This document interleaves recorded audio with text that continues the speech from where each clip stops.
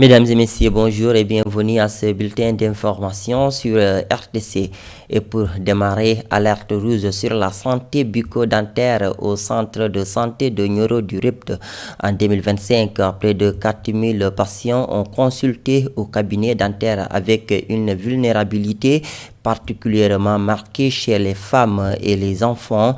Les spécialistes mettent en garde contre l'automédication et de recours tardif aux soins, source de complications évitables. Reportage Sekou Diallo. À Nioro du Ript, le fauteuil du chirurgien dentiste ne désemplit pas. Près de 4000 consultations en un an. Le chiffre témoigne de l'ampleur des infections dentaires dans la localité. Au cœur de cette statistique, un constat frappant. Ce sont les femmes et les enfants qui paient le tribut le plus lourd. On a vu qu'il y a plus de 400 et quelques cellulites. En plus des cellulites, ce sont les infections où il y a des abcès. Et en plus de ces cellulites, il y a les traumatismes, les AVP, il y a les chutes, les RICS qui sont beaucoup, qui sont à hauteur de 55 cas de traumatisme. Et là, sur les 3700, au moins, un patient a au moins une dent carriée. Mais au-delà du nombre de malades, c'est un comportement qui inquiète le Dr Ousmane Diawa. Dans cette zone rurale, le premier réflexe n'est pas toujours l'hôpital. Beaucoup de patients se tournent vers les médecines traditionnelles ou l'automédication. Un choix risqué qui, selon le chirurgien dentiste, ne fait qu'aggraver les pathologies initiales. Les médicaments de la rue, ce sont des médicaments à éviter. Pour avoir un médicament, il faut aller voir un chirurgien dentiste. Par rapport à la consultation bucco-dentaire, il va te prescrire tout ce qu'il te prescrit. Et même s'il y a des allergies, des réactions aussi, il saura quels sont les moyens à utiliser pour éradiquer ces allergies. L'urgence est aujourd'hui à la prévention. Adopter les bons gestes d'hygiène au quotidien permettrait d'éviter la majorité de ces complications. Au niveau de la population, les dentistes vous disent toujours de se brosser les dents matin et midi soir pendant 3 minutes. Et à chaque fois, après avoir mangé, mais de consulter un chirurgien dentiste au moins 2 fois dans l'année, c'est-à-dire 6 mois par an. Dr Diawa appelle donc les populations à changer d'habitude, de ne pas attendre que la douleur devienne insupportable. Venir tôt au centre de santé, c'est s'assurer une prise en charge efficace et éviter des complications parfois graves. Sekou Diallo. Et puis la fraîcheur hivernale au Fouta présente à la fois des défis et des opportunités à Djoum. Si elle favorise les cultures des crues, elle complique le quotidien des écoliers et des familles agricoles. Rhume et grippe sont également au rendez-vous, illustrant un équilibre fragile pour les Djoumois. Écoutons au micro-trottoir réalisé par Aminata Ndiaye. La fraîcheur qui prévaut actuellement est bon pour la culture de décrue, mais difficile pour les familles qui la pratiquent parce que surtout, ils n'ont pas de bonnes habitations pour se protéger du froid. La fraîcheur est accompagnée de difficultés pour certains, raison pour laquelle je vends des coussins. Cette période apporte avec lui beaucoup de maladies. Franchement, on préfère la période chaude et sec. Les enfants mal nourris et mal habillés rencontrent plus de difficultés. On se lève aux aurores pour préparer nos enfants qui font des kilomètres pour rejoindre leur école. Ensuite, on s'occupe des autres tâches ménagères. Cette période est vraiment synonyme de difficultés, notamment pour les enfants et les femmes au foyer comme nous. Le fait de conduire les enfants en moto pour aller à l'école est une activité qui nous arrange, mais plutôt difficile pour les petits. Quand on respire autre que l'oxygène, alors on est exposé à des problèmes de santé. Ceux qui sont actuellement dans les champs doivent prendre les devants afin de protéger les enfants et les femmes. Se laver régulièrement et bien manger pourrait aussi aider à combattre le froid et être beaucoup plus résilient durant cette période. Direction dans le département de Vélingara où chaque année à la même période de nombreux feux précoces sont enregistrés malgré les campagnes de sensibilisation menées par les radios communautaires. Une situation préoccupante susceptible de provoquer d'importants dégâts environnementaux et de priver de cheptels de ressources forestières. Reportage de Mariam Ba. Les feux précoces se multiplient en cette période dans le département de Vélingara. Ces feux peuvent parfois causer des dégâts et menacent les habitations. C'est le cas à Saré-Tchali récemment où des flammes dont on ignore la provenance ont failli faire le pire. J'étais au service, après il y a un gardien qui m'a interpellé pour venir constater les faits. Donc quand j'ai interpellé les sapeurs-pompiers qui avaient vraiment du mal à accéder sur les lieux. Et en même temps, ils ont appelé les gens des eaux et forêts qui sont venus par la suite.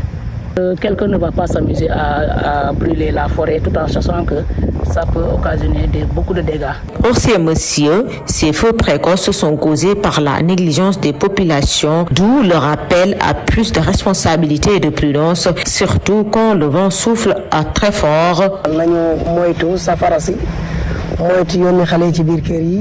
Nous devons faire très attention, surtout ne pas envoyer les enfants aller chercher du feu. Mais je suis des fumeurs, il faut éviter de jeter des mégots de cigarettes, surtout quand vous êtes dans un véhicule ou sur une moto.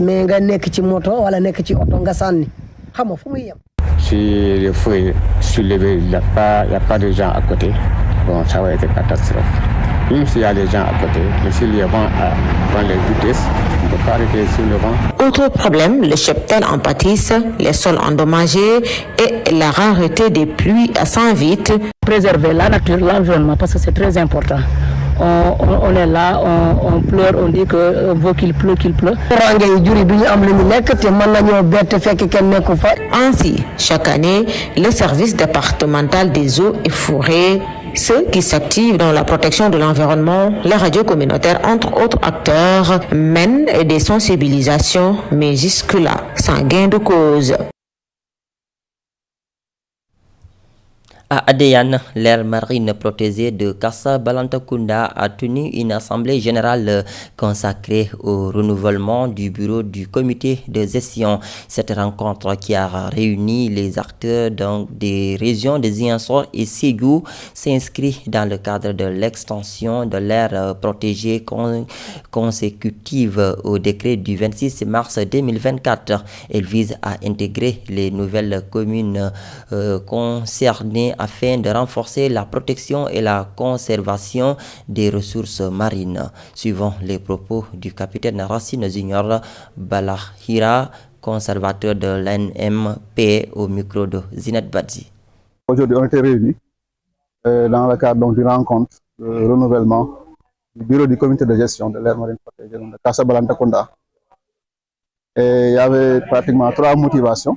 La première est que depuis 2016, l'AMP a été créée par décret, donc pour une superficie donc, de 23 000 hectares, ne couvrant que 3 communes, Boutoupa, Niagis et Adéane. Et le comité de gestion qui existait était installé en 2018. Depuis lors, il n'y a pas eu donc, de renouvellement. Donc.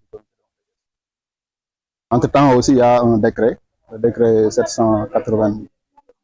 790-2024, du 26 mars 2024, qui étend l'AMP vers la région donc, de Ségou. Donc, pour 3 départements qui sont concernés et 23 communes.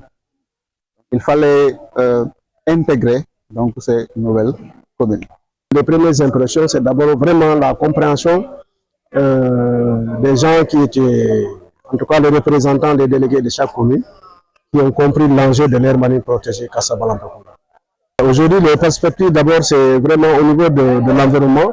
Ce que je dis aux conservateurs, c'est parce qu'aujourd'hui, il y a des, comme c'est Ségou, il y a des communes là où vraiment il n'y a pas de mangrove.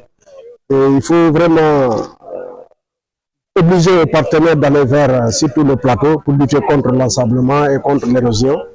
Et on peut aussi reboiser aussi la Vicenia. Suite au démantèlement des réseaux de proxénétisme dans la région de Dakar et dans sa banlieue, l'inquiétude grandit au sein de la population. Des citoyens rencontrés évoquent une véritable crise de valeur qu'ils attribuent à plusieurs phénomènes sociaux. Pour eux, sauver la jeunesse de ces dérives constitue désormais une urgence sociétale. Reportage Aminata Abdoulawat.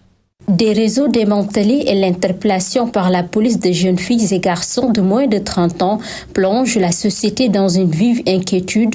Face à la recrudescence de ces pratiques, de nombreux citoyens dénoncent ce qu'ils qualifient d'ailleurs de véritable crise des valeurs. Les jeunes doivent éviter toute déviance car cela peut les rattraper dans le futur. Un pays qui est quasiment, où la quasi-totalité est instruite, mais on voit qu'il n'y a pas de valeur. Les valeurs se dégradent de petit en petit. Selon eux, plusieurs facteurs expliquent ce phénomène, notamment l'usage inapproprié des réseaux sociaux et le désengagement de certains parents. Je trouve que les parents négligent maintenant l'éducation des enfants. Auparavant, c'était l'affaire de la famille, mais maintenant, personne n'ose éduquer l'enfant d'autrui. Que toute personne soit consciente de ce qui se passe dans l'Internet et ça ne s'efface jamais.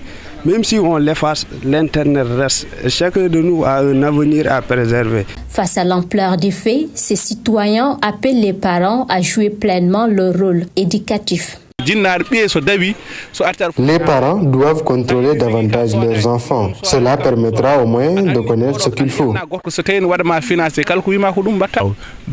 J'invite les parents à veiller à l'éducation de leurs enfants. En guise de solution, il préconise un retour aux sources à travers les enseignements transmis par nos guides religieux. Les Cheikh Ibrahim Niass, les Sidi Hadji Malick Sy, les Cheikh Ahmed Bamba, ce sont eux qui représentent exactement les valeurs sénégalaises. Quand on dit le Sénégal, pays de la Teranga, c'est parce que c'était eux les piliers, les pionniers. Donc ne leur tournons pas le dos, allons vers leur enseignement. Ils ont tout donné, ils ont montré tous les exemples. Le récent démantèlement de réseaux de proxénétisme rappelle l'urgence de renforcer la promotion des valeurs religieuses et sociétales au risque de voir une génération pourtant prometteuse sombrer durablement. Aminata Abdoulaye Wade. Mesdames et messieurs, c'est la fin de ce bulletin d'information. Merci à vous de l'avoir suivi. Merci et au revoir.